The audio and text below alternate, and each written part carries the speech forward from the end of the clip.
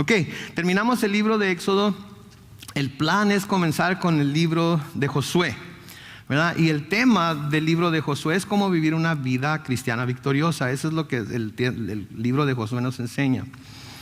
Pero antes de que el pueblo de Israel llegue a donde va a entrar a la tierra prometida, el Señor sigue lidiando con ellos, ¿verdad? Y eso es de lo que se tratan los libros de Levítico, Números y Deuteronomio.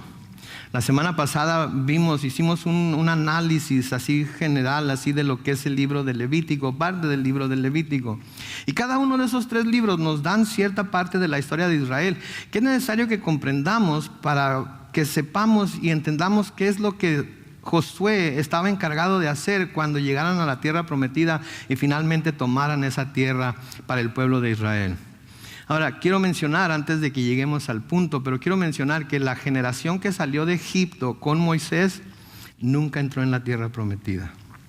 Nunca entró en la tierra prometida y por una razón muy sencilla, muy tonta en realidad, pero es algo que aún en nuestros días todavía aqueja a muchos cristianos. Y tenemos que verlo porque, como vamos a ver, todo lo que se escribió en el Antiguo Testamento es para nuestra amonestación y para que nosotros obtengamos experiencia de lo que ellos pasaron y no nos vaya a pasar a nosotros. Entonces, por eso estoy haciendo este análisis de los libros de Levítico, Números y Deuteronomio, para que veamos qué fue lo que el pueblo de Israel tuvo que pasar en el desierto antes de entrar a la tierra prometida. La semana pasada vimos los primeros 10 capítulos del libro de Levítico, fue lo que cubrimos en el análisis, y vimos que el libro de Levítico fundamentalmente habla acerca, del sacerdocio. ¿Sí? Los levitas eran los sacerdotes del pueblo de Israel. Aarón y Moisés eran levitas y eran de la tribu de Leví, por eso se les llama levitas. Y lo que los levitas estaban encargados era del sacerdocio. Y vimos cómo ese sacerdocio era simplemente un tipo del sacerdocio que un día iba a llevar a cabo Jesucristo por nosotros. Lo corroboramos al estudiar ciertos pasajes en el libro de Hebreos. Si no estuvieron con nosotros, pueden ir a YouTube, a Facebook, a nuestra página de internet y escuchar y ver el estudio de la semana pasada. También hablamos acerca de los sacrificios que se tenían que presentar, el derramamiento de sangre y cómo sin el derramamiento de sangre no hay remisión de pecados y qué significaba cada uno de los sacrificios y para qué eran, si eran de expiación, si eran de reconciliación, etcétera, etcétera, si eran por el pecado. Eso fue lo que vimos. Pero hay otras cosas también que no son menos importantes, pudiéramos decir, como palabra de Dios, porque son palabra de Dios, pero que sí tienen que ver más con el pueblo judío que con el pueblo gentil, ¿verdad? Entonces, después de presentar el sacerdocio, después de presentar todo acerca de los sacrificios y todo, el Señor les habla en el libro de Levíticos. Por ejemplo, en el capítulo 11, ¿sí? Les habla acerca de los alimentos. Les habla acerca de lo que pueden comer, de lo que no pueden comer, ¿verdad? Y les da una lista de cosas que considera limpias, o sea, que los hijos de Israel pueden consumir, y cosas que los hijos de Israel no pueden consumir. Ahora, quiero hacer una observación aquí, una aclaración. El que comieran o no comieran lo que el Señor les dijo que comieran y no comieran, no los hacía más santos y no los hacía más aceptables a Dios. ¿Ok? Porque el Señor Jesucristo en el Nuevo Testamento nos dice que no es lo que entra a la boca lo que contamina al hombre, sino lo que sale de la boca lo que contamina al hombre. Entonces, básicamente lo que el Señor estaba diciendo era que podíamos comer de todo, ¿sí? Podemos comer de todo. Entonces, ¿por qué Dios les impuso esta ley de dieta a los judíos? Les digo la verdad, porque quería que vivieran una vida saludable. Fíjense en todas las cosas que les prohibió comer, todas tienen algo dañino para el ser humano. Digo, el puerco, ¿ok? Digo, nada más el nombre nos dice algo, ¿no? Puerco, ¿verdad? Marrano, cochino, ¿verdad? Si no se cocina de cierta forma, si no llega la carne a cierta temperatura, si no se tiene mucho cuidado en cómo se maneja el puerco, puede causar serios problemas en el ser humano, ¿verdad? Las langostas, por ejemplo, y todos los animales que tienen caparazón o que tienen conchas, ¿verdad? Ay, Dios, no me asusten.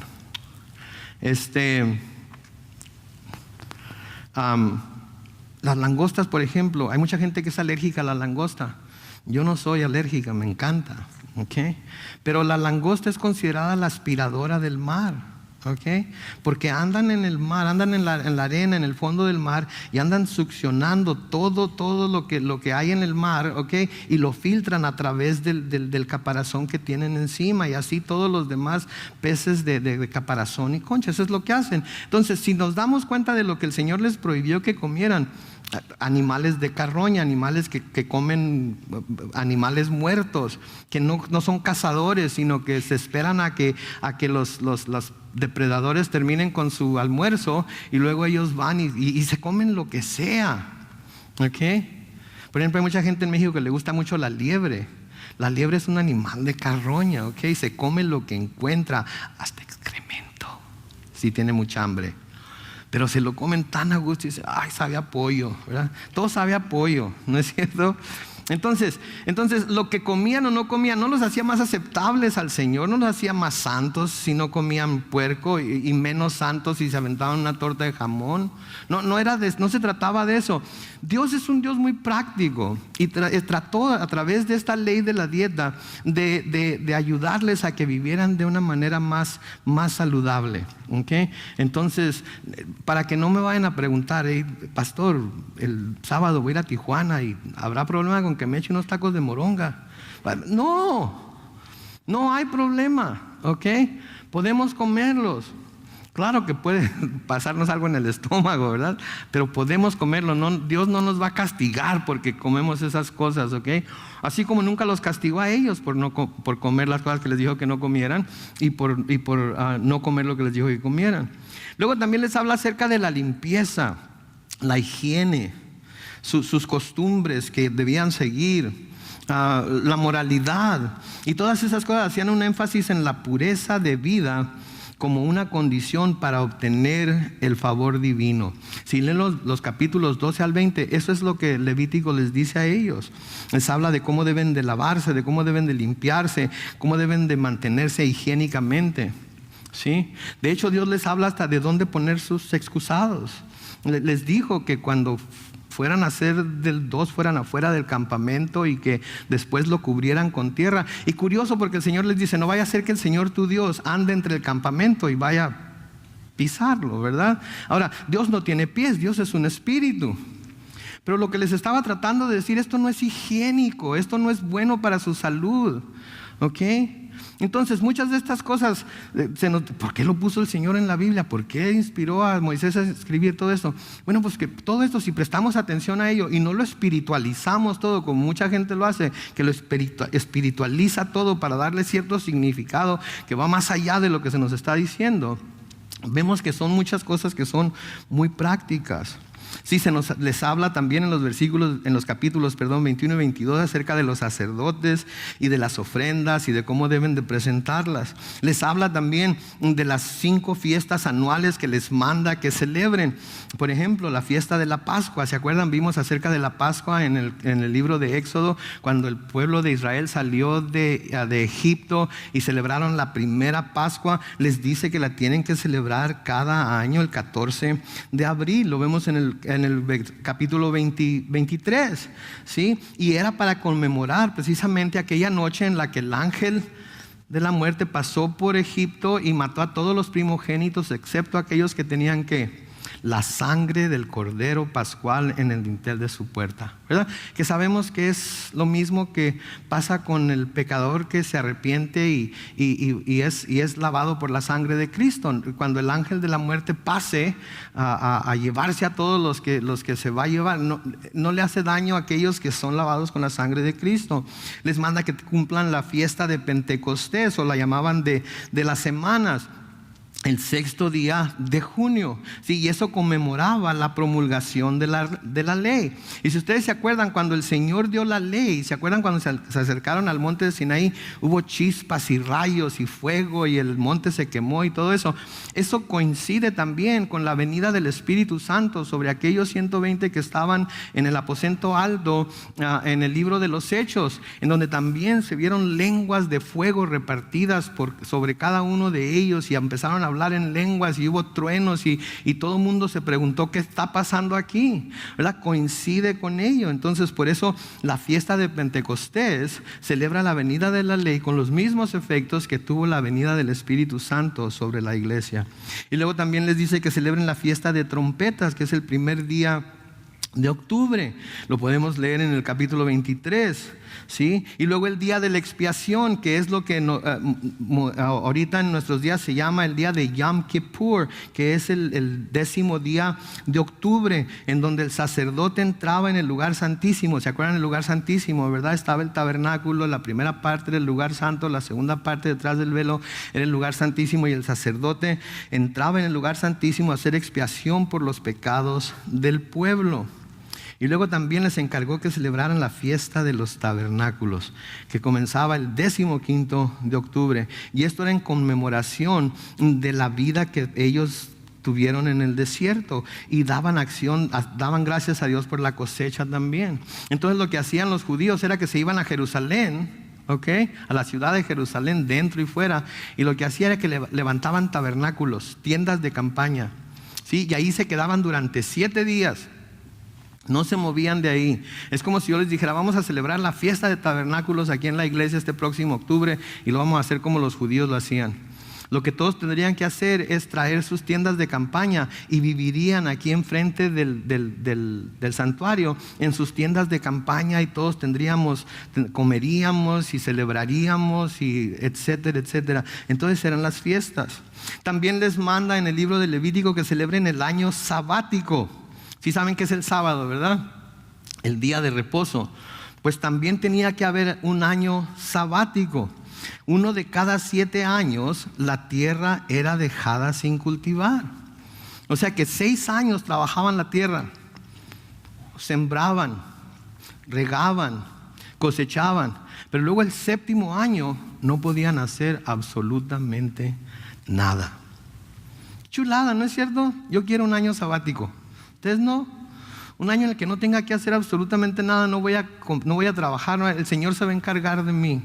¿Ok? Noten ahí en Levítico 25, sí, si lo buscan ahí en su Biblia, en los versículos 2 al 7, dice: el Señor habló con Moisés en el monte Sinaí y le dijo: habla con los hijos de Israel y diles que cuando entren en la tierra que yo les doy, la tierra deberá reposar en honor al Señor. Cultivarás la tierra durante 6 años, y durante esos 6 años podarás tus viñas y recogerás sus frutos, pero el 7º año la tierra tendrá que reposar.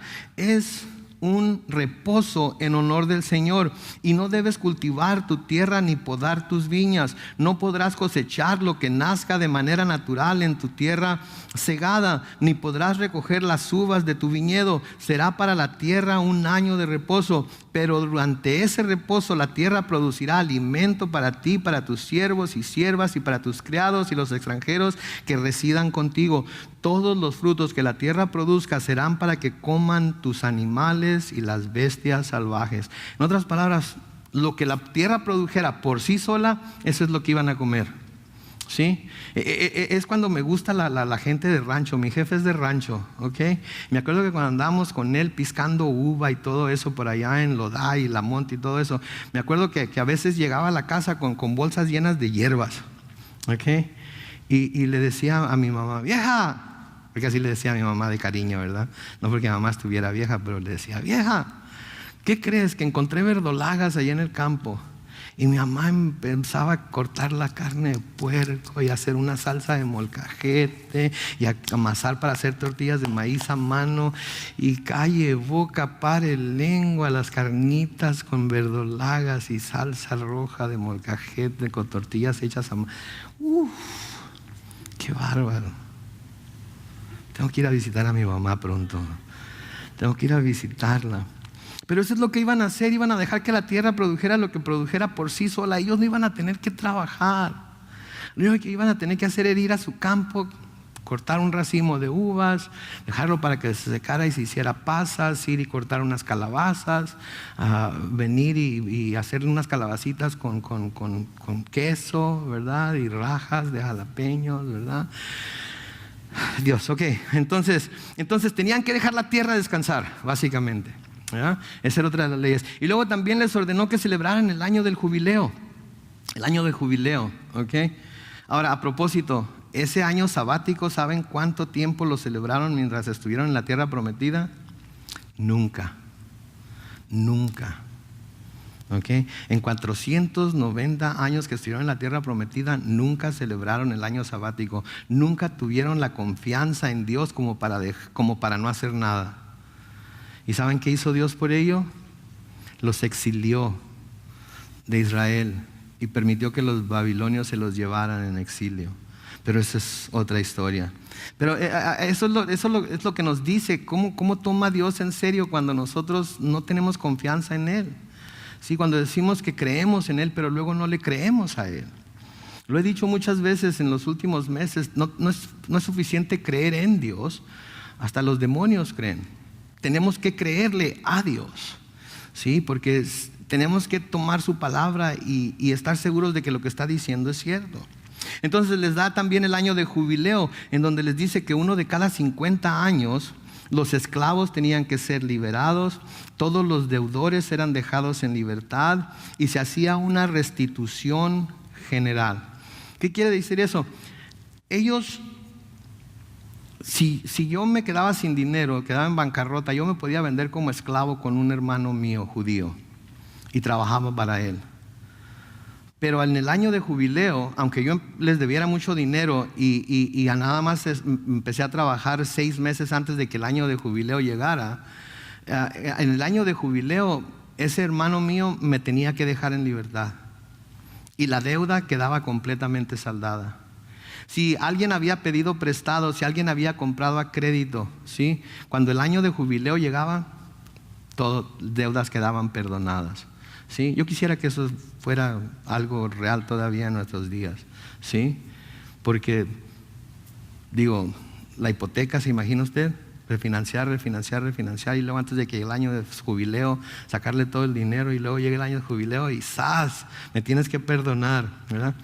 Bueno, pues no funcionaba así. El Señor también puso ciertos límites a todo ello, pero sería fabuloso, ¿verdad? Entonces el año de jubileo, cada 50 años, si todos los esclavos quedaban libres, todos los deudores eran dejados en libertad, o sea que sus deudas se le perdonaban y se hacía una restitución general de todo. Si yo había vendido mis tierras, ¿sí?, para obtener dinero para algo que necesitaba, llegaba el año de jubileo y esas tierras me eran devueltas. ¿Por qué? Porque Dios no quería que ninguno de sus hijos se quedara sin absolutamente nada nunca, ¿sí? Que estaban encargados ellos mismos de cuidarse los unos a los otros. Por eso Dios impuso estas leyes, ¿sí? Ellos mismos eran su propio welfare, por así decirlo, ¿sí? Y yo creo que ese es un muy buen ejemplo para nosotros como cristianos. Nosotros como cristianos creo que debemos encargarnos de los nuestros también, ¿sí? Creo que debemos de ver en dónde hay necesidades y tratar de suplir esas necesidades, ya sea emocionales, espirituales, financieras, cuando se tiene la posibilidad para hacerlo. La iglesia creo que tiene que tomar un papel más activo en cosas como esas. Y había un tiempo en el que la iglesia lo hacía, ¿sí? Pero la iglesia se ha convertido más en un negocio que en la iglesia de Cristo. Si lo vemos en el libro de los Hechos, ¿no? Cuando la iglesia surgió y cómo todos vendían sus posesiones y llevaban el dinero, parte del dinero, y los apóstoles se encargaban de distribuirlo entre las viudas y los necesitados y todo eso. Eso era lo que el Señor Jesucristo, la visión del Señor Jesucristo para su iglesia, en donde todos nos cuidábamos a todos, ¿sí? Pero la iglesia se ha convertido más en un negocio en muchos casos para los que la dirigen, y se ha convertido en un club social en muchos casos para los que asisten a la iglesia. Y así es que no nos conocemos todos como nos debemos de conocer, y aparte de que no nos tenemos la confianza como para decir tengo esta necesidad, ya sea espiritual, ya sea emocional, ya sea financiera, porque sentimos vergüenza. Ay, ¿qué van a decir? ¿Verdad? Y el dicho de mi mamá, el hambre nos tumba y el orgullo nos levanta, ¿verdad? A veces tengo que rogarle a la gente, ¿hay algo por lo que quieras que ore por ti? No, pues no puedo pensar. ¿En serio? ¿Nada? Ni una sola. ¿No tienes una uña enterrada o algo por lo que pueda orar? Digo, todos pasamos por situaciones difíciles en nuestra vida, todos nos enfermamos, todos tenemos debilidades. Deberíamos estar constantemente orando los unos por los otros, cuidando los unos por los otros. Esa es la visión que el Señor Jesucristo dejó de la iglesia.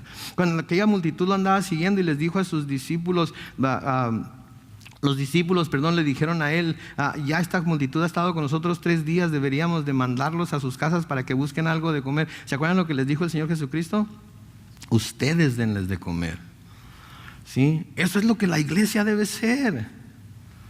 No debemos ser una torre de marfil llena de santos, ¿sí? Un club exclusivo en donde la gente que necesita no se siente con la libertad de entrar, porque todos los que están ahí se miran como que están ya perfeccionados, cuando todos sabemos que ese no es el caso, ¿sí? Y eso es lo que la iglesia debe ser. Cómo me encantan los domingos en la mañana ya en el ministerio hispano. Sí, porque termina el servicio y cada quien agarra su silla, a jalarla, para acomodarla. Y a veces andan hasta niños ahí, jalando su silla, ayudando. Sí, quieren ayudar, quieren ser parte de lo que se está haciendo ahí. Eso es lo que la iglesia debe ser. Y por eso este año de jubileo es tan importante y era tan importante para los judíos. Porque ahí es donde se mostraba ese amor fraternal. Ahí es donde se mostraba esa simpatía y empatía los unos por los otros. Porque debieran lo que debieran y hayan dado prestado lo que hayan dado prestado, todo se les devolvía para que nadie se quedara nunca sin nada. ¿Sí? Y luego también les habló de las condiciones para que las bendiciones de Dios llegaran sobre ellos, y les habló también de las advertencias acerca del castigo cuando hay desobediencia. ¿Sí? En Levítico 26, ¿sí? En los versículos 3 al 13 les dice esto: si ustedes siguen mis decretos y cumplen y practican mis mandamientos, yo haré que llueva a tiempo y que la tierra produzca y que los árboles del campo den su fruto. Aún estarán cosechando su trigo cuando ya será tiempo de la vendimia, y aún estarán vendimiando cuando ya será tiempo de sembrar. Ustedes comerán su pan hasta saciarse y habitarán la tierra en tranquilidad. Yo haré que haya paz en la tierra y ustedes dormirán sin sobresaltos, porque yo eliminaré de su tierra los animales salvajes y la espada no llegará a su país. Ustedes perseguirán a sus enemigos y ellos caerán ante ustedes a filo de espada. Bastarán 5 de ustedes para poner en fuga a 100. 100 de ustedes pondrá en fuga a 10,000 y sus enemigos caerán ante ustedes a filo de espada. Yo les mostraré mi favor y les haré crecer y multiplicarse, y afirmaré mi pacto con ustedes. Comerán alimentos añejados y pondrán aparte lo añejo para guardar lo nuevo. Y estableceré mi residencia en medio de ustedes, y los rechazaré. Noten, esa es la promesa más grande que Dios le puede dar a un pueblo. Estableceré mi residencia en medio de ustedes y no los rechazaré. Andaré entre ustedes y yo seré su Dios y ustedes serán mi pueblo. Que Pablo cita este pasaje en 2 Corintios 6:16. Yo soy el Señor su Dios, que los sacó de la tierra de Egipto para que ya no fueran esclavos. Yo rompí las correas de su yugo para que ustedes pudieran caminar con el rostro en alto. Noten, ¿qué nos dice aquí? Humíllense bajo la mano del Señor y cuando sea tiempo, Él los va a levantar.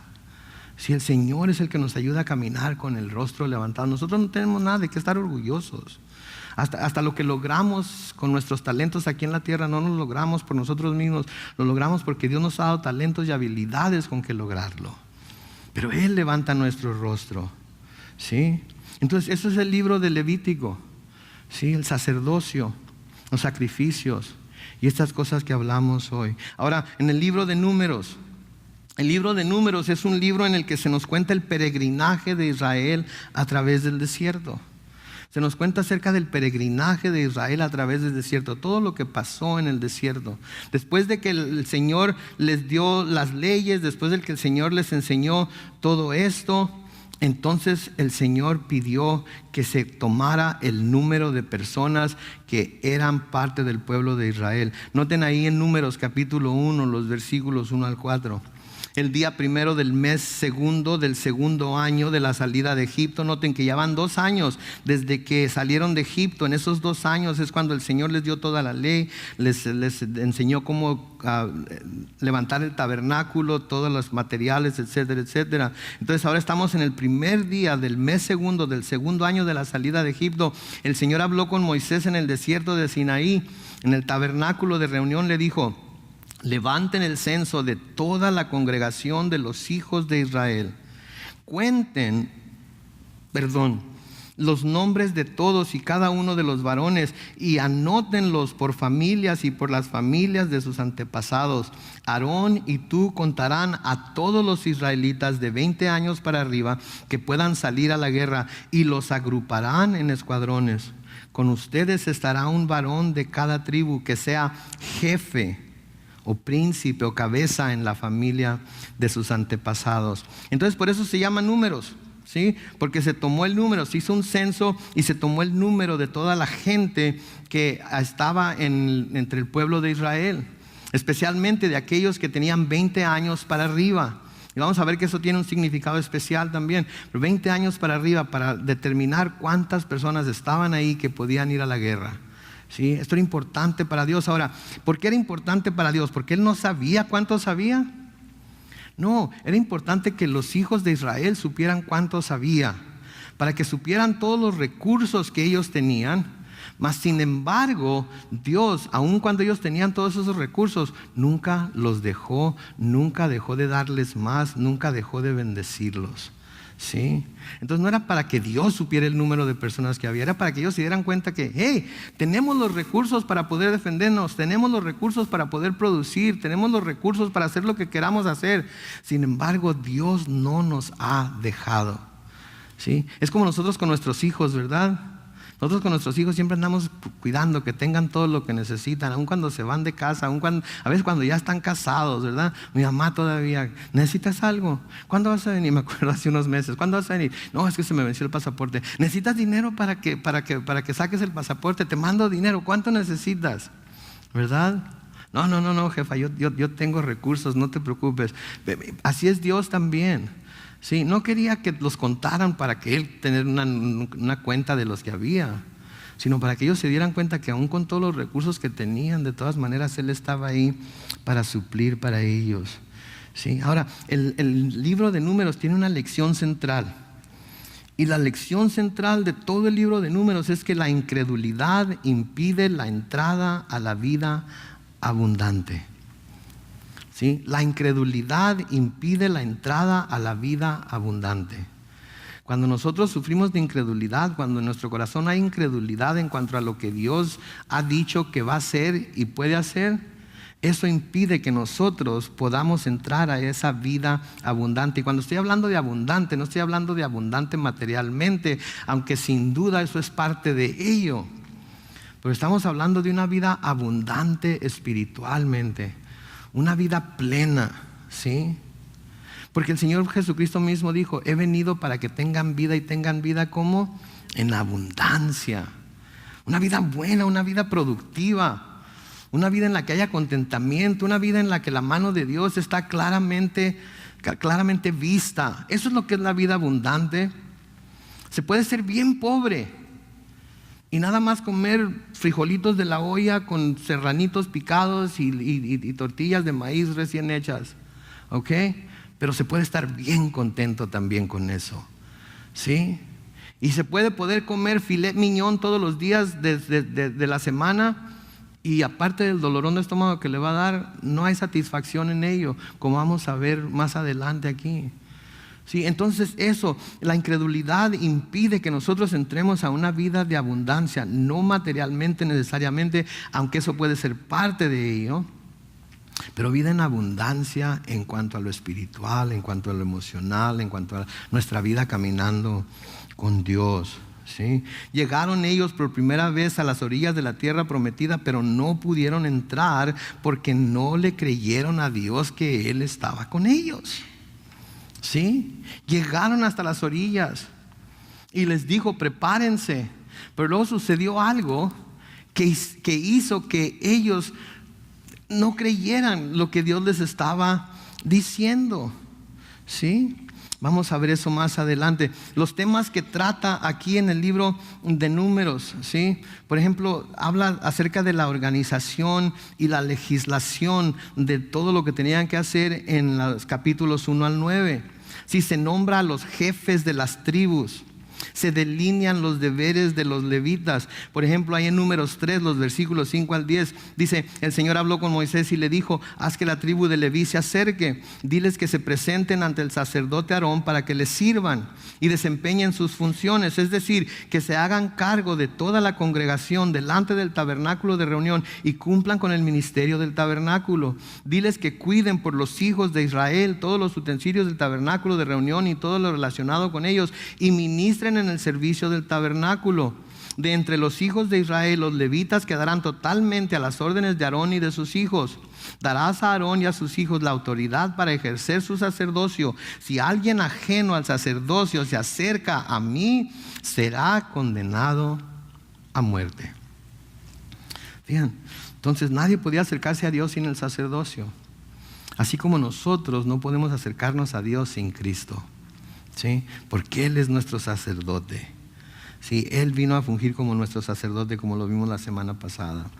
También nos habla acerca de la salida del monte Sinaí, cuando salen rumbo a la tierra prometida. Noten ahí en Números 10, los versículos 11 al 13. El día 20 del mes segundo del año segundo, ¿sí? Todavía estamos en el segundo año después de que salieron de Egipto, la nube se levantó del tabernáculo del testimonio, y siguiendo la orden de ponerse en marcha, los hijos de Israel partieron del desierto de Sinaí, y la nube se detuvo en el desierto de Parán. Partieron, noten, por primera vez, siguiendo la orden del Señor por medio de Moisés. Entonces, durante esos 2 años Dios les dio toda la ley, Dios les habló de cómo construir el tabernáculo, les dio todas las cosas que ya hemos hablado, y luego les dijo: ok, es hora, vámonos. Y la nube se levantó del tabernáculo y empezó a moverse, y ahora sí, empezaron a ir hacia la tierra prometida, empezaron a caminar hacia la tierra prometida. Pero sabemos que los hijos de Israel eran pueblo de una cerviz muy dura, ¿verdad?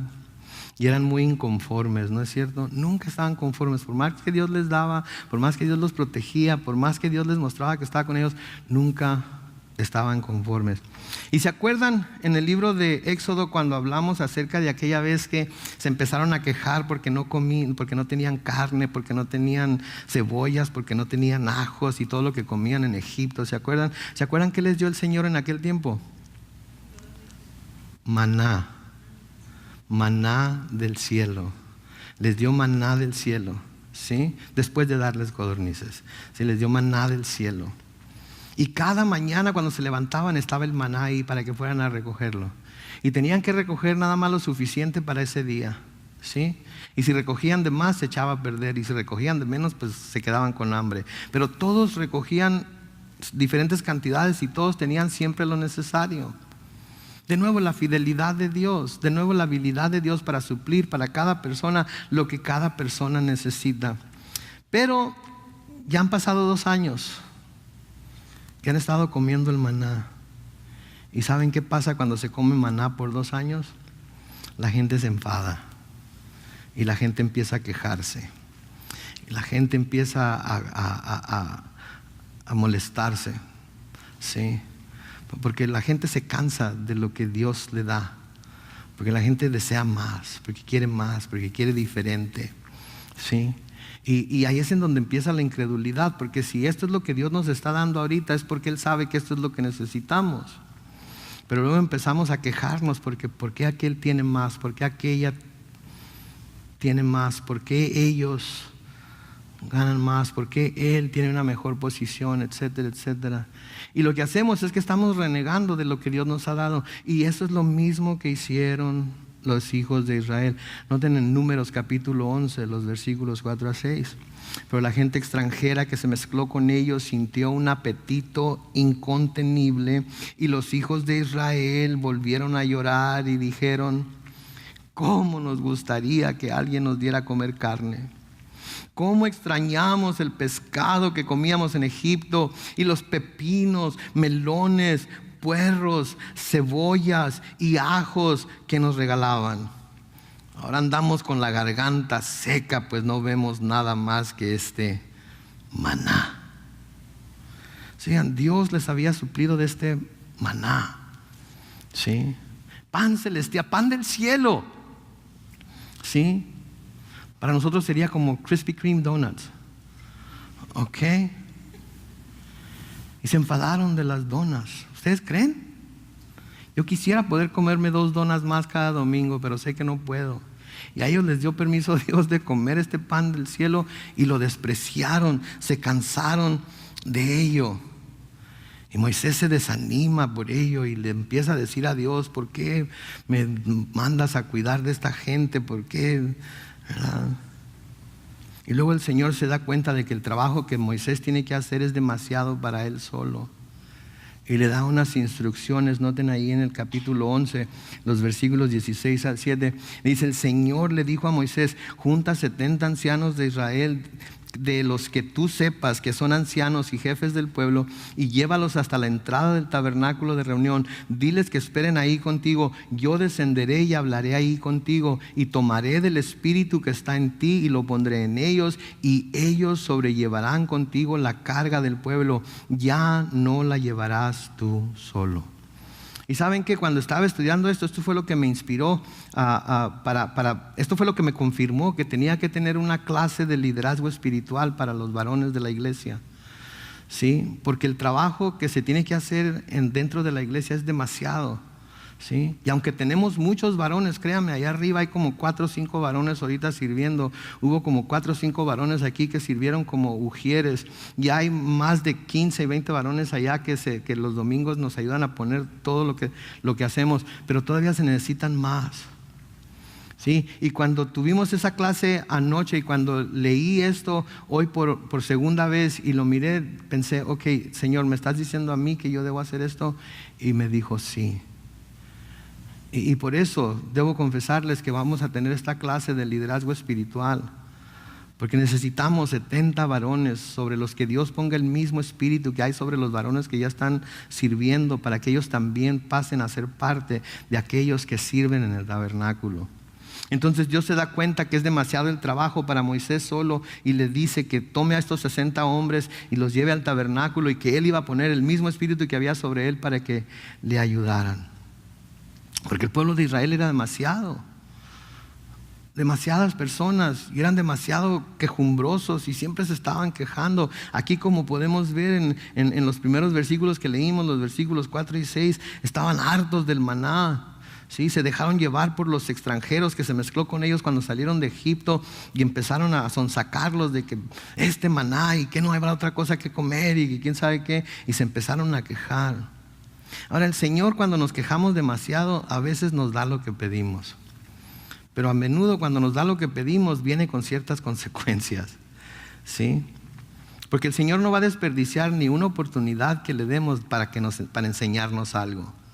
¿Sí? Alguna vez les conté la historia de aquel chico que su papá agarró fumando, ¿verdad? Y que el papá, en lugar de regañarlo y pegarle, le fue y le compró una cajetilla de Capri, de cigarros Capri, y lo hizo que se los fumara todos, ¿verdad? Y cuando se acabó de fumar toda la cajetilla, no acabó ni toda la cajetilla, cuando llegó a los 2 o 3, 4 cigarros, el estómago todo y devolviendo todo, ¿verdad? A veces Dios hace eso. Noten ahí en el capítulo 11 de nuevo, comenzando con el versículo 18. Noten lo que el Señor le dice a Moisés que le diga al pueblo: pero dile al pueblo que se santifique para mañana. Ustedes van a comer carne, pues han llorado ante mí y han dicho: ¿cómo quisiéramos que alguien nos diera a comer carne? La verdad, nos iba mejor en Egipto. Eso es lo que Dios estaba escuchando, que estábamos mejor en Egipto, cuando estaban como esclavos en Egipto. Así que yo, el Señor, voy a darles a comer carne. Y no la comerán 1 día, ni 2, ni 5, 10 o 20 días, sino todo un mes. Noten, hasta que les salga por las narices y se harten de comerla por haberme menospreciado. Yo soy el Señor y estoy en medio de ustedes, pero ustedes han llorado ante mí y han dicho: ¿para qué salimos de Egipto y vinimos acá? ¿Se fijan el patrón que se está manifestando ahí? Sí, Dios había sido bueno con ellos, los había liberado de la esclavitud. Dios les había proveído, les había enseñado cómo acercarse a Él, les había enseñado que iba a estar con ellos durante toda su travesía por el desierto. Pero ellos empiezan a quejar. Y por eso les digo que esta situación aqueja a muchos cristianos en nuestros días. Porque somos salvos, ¿verdad? Y soy salvo. El cielo es mío. ¿Sí? Ya tengo mi boleto, creí en Jesucristo y Él me ha salvado. Pero luego empiezan las luchas contra el enemigo, empiezan las luchas contra el pecado, empiezan las luchas contra este mundo, empiezan los ataques, empiezan las dificultades. ¿Y para qué acepté a Cristo? Cuando andaba en el mundo tan contento que no me preocupaba por nada. Todo se me hacía fácil, todo. ¡Uy, qué bárbaro! Pero ahora que estoy con Cristo, ahora tengo la iglesia, tengo que estudiar la Biblia, tengo que orar. Y luego si no voy a la iglesia, los hermanos me van a preguntar ¿por qué no has estado aquí tanto tiempo? Y bola de hipócritas, si ellos también faltan cada rato para que se hacen. Y empezamos a quejarnos, estábamos condenados a irnos al infierno por una eternidad y el Señor Jesucristo nos ha salvado, el cielo es nuestro. ¿De qué tenemos que quejarnos? ¿Me entienden?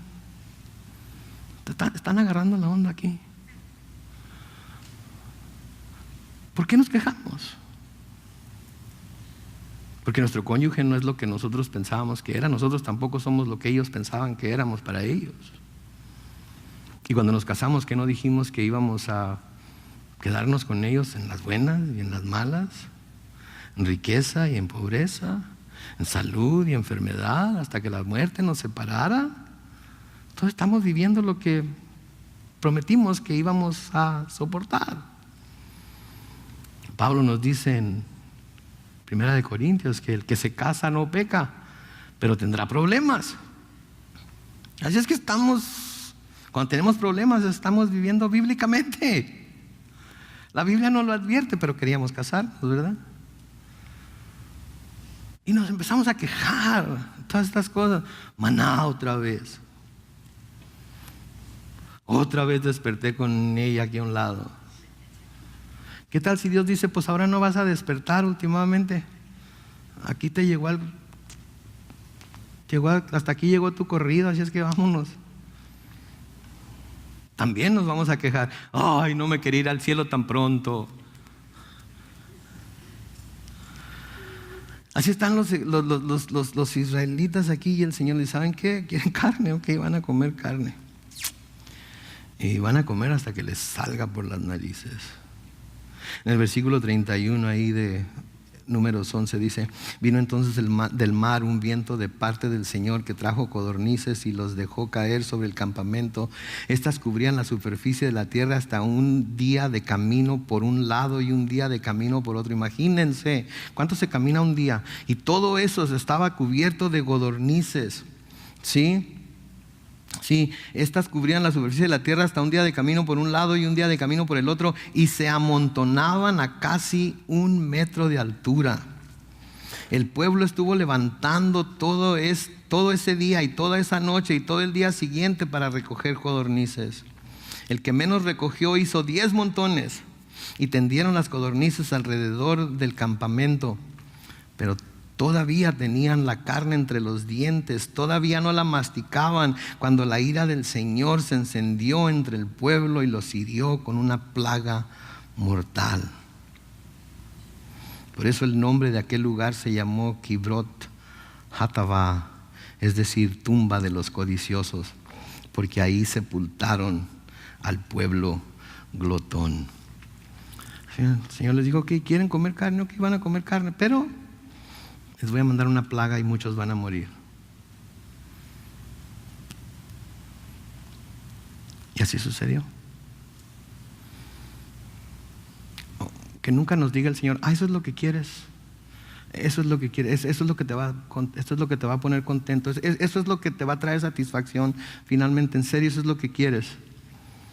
Yo te estaba dando esto, te estaba proveyendo esto otro por acá, porque en mi ver como Dios, esto te convenía más, pero ¿esto es lo que quieres? O parece que es lo que quieres porque te estás quejando de esto, así es que te lo voy a dar, pero va a haber consecuencias.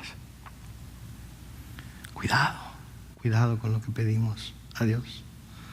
Especialmente cuando lo que estamos pidiendo a Dios está dando a entender que no estamos conformes con Dios. Finalmente, en el capítulo 13 de Números, llegan a las afueras de la tierra prometida y casi entran. Están por entrar. ¿Ok? Acuérdense, 2 años cuando salieron del monte Sinaí. Nada más tenían 2 años de haber sido liberados y ya casi estaban por entrar a la tierra prometida. Y en el capítulo 13, los versículos 1 al 13 nos dice: el Señor habló con Moisés y le dijo: envía algunos hombres para que exploren la tierra de Canaán, la cual voy a dar a los hijos de Israel. De cada tribu de sus antepasados enviarán uno de sus hombres más importantes. Desde el desierto de Parán, Moisés envió a todos aquellos hombres conforme a la palabra del Señor, y todos ellos eran gente de importancia, o principales o príncipes, dice la Reina Valera 60. Eran gente de influencia entre los hijos de Israel. Y noten que el Señor mandó a esta gente de influencia porque lo que Él quería es que esta gente de influencia, cuando volviera con el reporte que iban a traer, influenciara a la gente para que sin temor se movieran hacia adelante y tomaran la tierra que Dios les iba a dar. Pero eso no fue lo que sucedió. Eso no fue lo que sucedió. Brínquense al versículo 26 del capítulo 13. Ahí dice: al volver a Cades, en el desierto de Parán, se presentaron ante Moisés y Aarón toda la congregación de los hijos de Israel, y les dieron la información y les mostraron los frutos de la tierra. Habían tomado uvas, habían tomado otros frutos y se los mostraron. Eran uvas grandes, eran buenos frutos. Y también les dijeron, dice el versículo 27, nosotros llegamos a la tierra a la cual nos enviaste. Esta ciertamente fluye leche y miel, y aquí tiene sus frutos, pero la gente que habita esa tierra es fuerte y las ciudades son muy grandes y fortificadas. Además, ahí vimos a los hijos de Anac. Los amalecitas habitan en el Negev, que quiere decir el desierto. Los hititas, jebuseos y amorreos habitan en el monte, y los cananeos habitan junto al mar y en la ribera del Jordán. Y Caleb pidió al pueblo que se callara delante de Moisés y dijo: subamos pues y tomemos posesión de esa tierra, porque nosotros podemos más que ellos. ¿Se veían Caleb? Caleb estaba: vamos, hay que tomarlos. Nosotros podemos más que ellos. Nosotros tenemos la habilidad para vencerlos.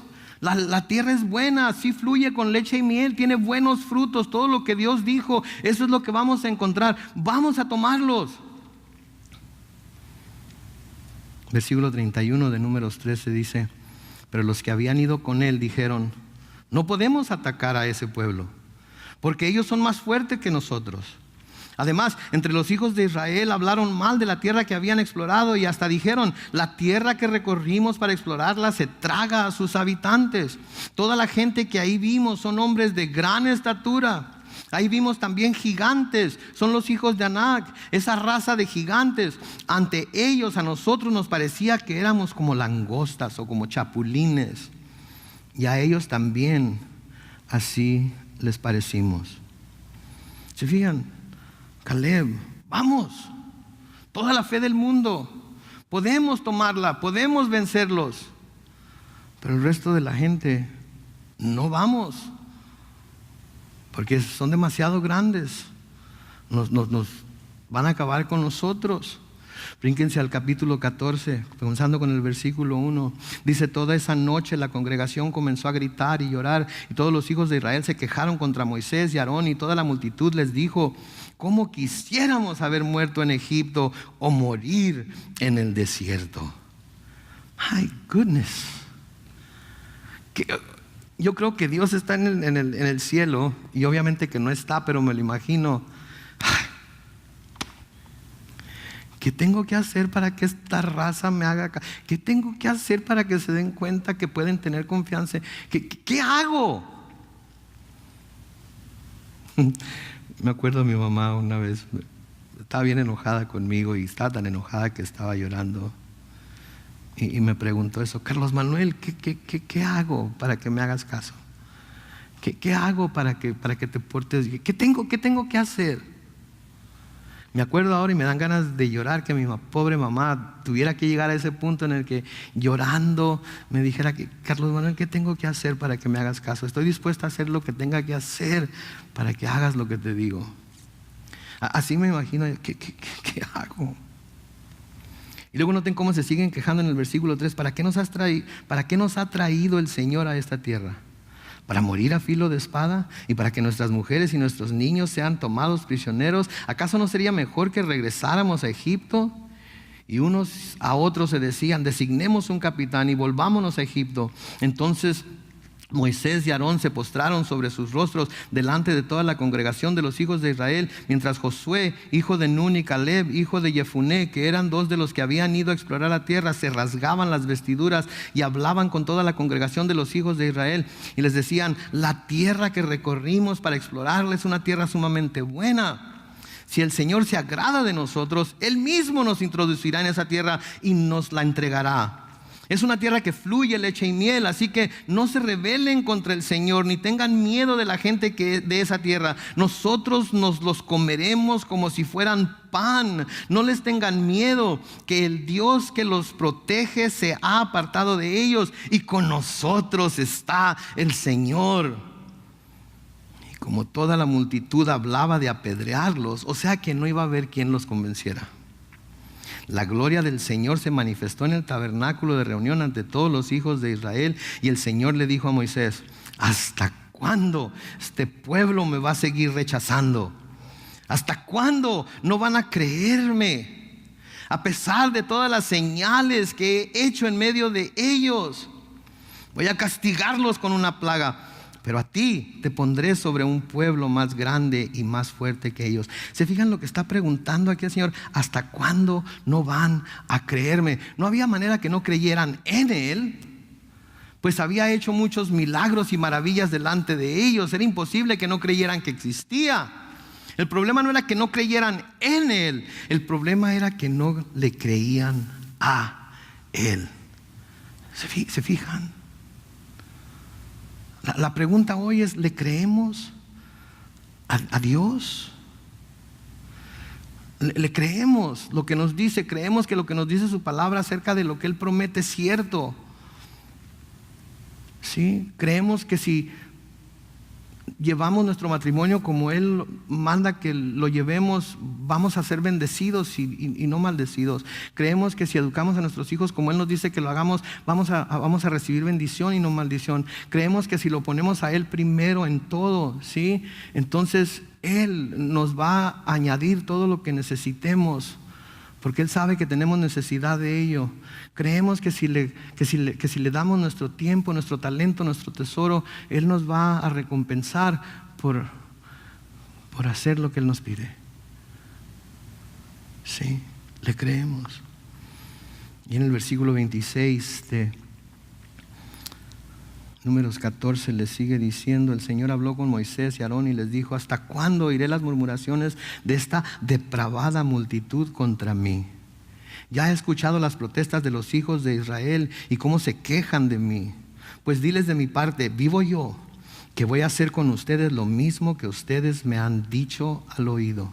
En este desierto quedarán tendidos los cadáveres de todos ustedes, los mayores de 20 años que fueron contados, los cuales han murmurado contra mí. ¿Se fijan? El censo ahora va a venir a ser lo que va a determinar quiénes van a quedarse tendidos en el desierto y no van a poder entrar en la tierra prometida. Y note que dice todos los de 20 años para arriba. Muchos eruditos creen que esta es la edad de la responsabilidad, en la que Dios hace responsable a cada persona por sus actos. Sí, nosotros los hacemos responsables a los 18, Dios se espera hasta los 20, según lo que dice aquí. Versículo 30 dice: ninguno de ustedes entrará en la tierra que bajo juramento prometí que les daría para que la habitaran. Solo entrarán Caleb, hijo de Jefuné, y Josué, hijo de Nun. Y a esos niños que ustedes dijeron que serían hechos prisioneros, yo los introduciré en la tierra que ustedes despreciaron, y ellos la conocerán. En cuanto a ustedes, sus cuerpos quedarán tendidos en este desierto. Sus hijos andarán 40 años sin rumbo fijo por el desierto, llevando a cuestas sus rebeldías hasta que sus cuerpos sean consumidos en el desierto. 40 años llevarán a cuestas sus iniquidades, 1 año por cada día, conforme al número de los días que anduvieron explorando la tierra, y así experimentarán mi castigo. Así voy a tratar a toda esta multitud perversa que se ha juntado contra mí. Serán consumidos en este desierto, y aquí mismo serán condenados a muerte. Yo, el Señor, lo he dicho. Ahora, lo curioso, y rápidamente aquí, lo curioso de esto es que esta misma advertencia se nos hace a nosotros los cristianos en el Nuevo Testamento, en el libro de los Hebreos. Esta misma advertencia se nos hace a nosotros los cristianos en el Nuevo Testamento, en el libro de los Hebreos. En Hebreos capítulo 3, comenzando con el versículo 7. El escritor escribe esto: por eso, como dice el Espíritu Santo, si ustedes oyen hoy su voz, no endurezcan su corazón como lo hicieron en el desierto en el día de la tentación, cuando me provocaron.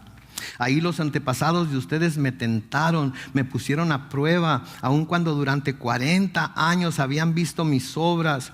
Por eso me disgusté contra ellos y dije: su corazón siempre divaga, no han reconocido mis caminos. Por eso en mi furor juré: no entrarán en mi reposo.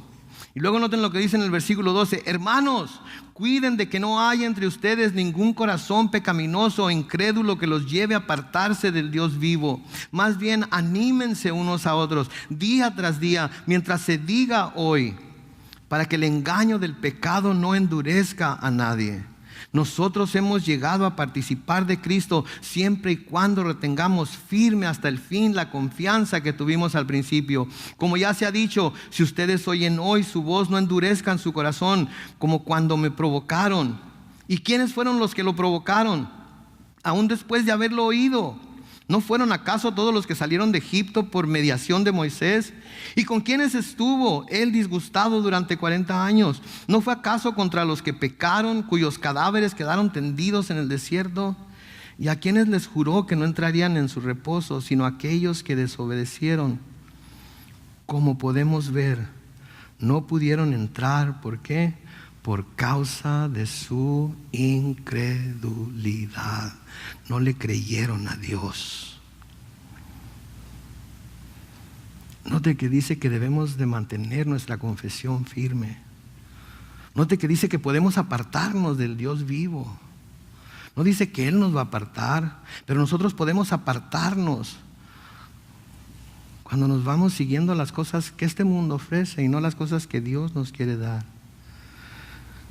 Para terminar aquí esta noche, en Hebreos capítulo 11 y el versículo 6 se nos dice muy claramente que sin fe es imposible agradar a Dios. Porque es necesario que el que se acerca a Dios primero crea que Él existe, y luego que crea que Dios sabe recompensar a quienes lo buscan. Si creemos a Dios que Él va a recompensar a los que lo buscan, ¿qué debemos estar haciendo nosotros entonces? Buscándolo, ¿verdad? Si le creemos, lo vamos a estar buscando. ¿Sí? Vamos a buscarlo para todo. Vamos a buscar su dirección para todo lo que vayamos a hacer. Usando la oración, usando el estudio de la palabra de Dios, escuchando las predicaciones, yendo a la iglesia, exhortándonos los unos a los otros al amor y a las buenas obras. Si en realidad creemos que Dios va a recompensar a quienes lo buscan, lo vamos a buscar. Si no lo creemos, nos vamos a ir de aquí y vamos a seguir tal y como estamos.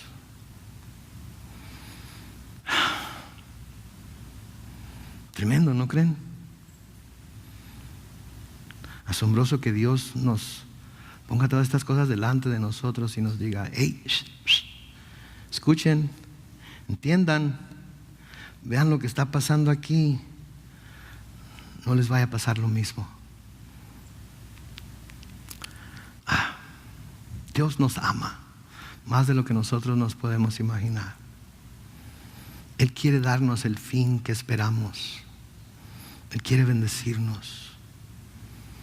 Él quiere que nuestra esperanza esté viva día con día con día. No le hace que pase a nuestro alrededor. Pero tenemos que buscarlo y acercarnos a Él mientras Él puede ser encontrado. Por lo tanto, si oyes hoy su voz, no endurezcas tu corazón. Amén.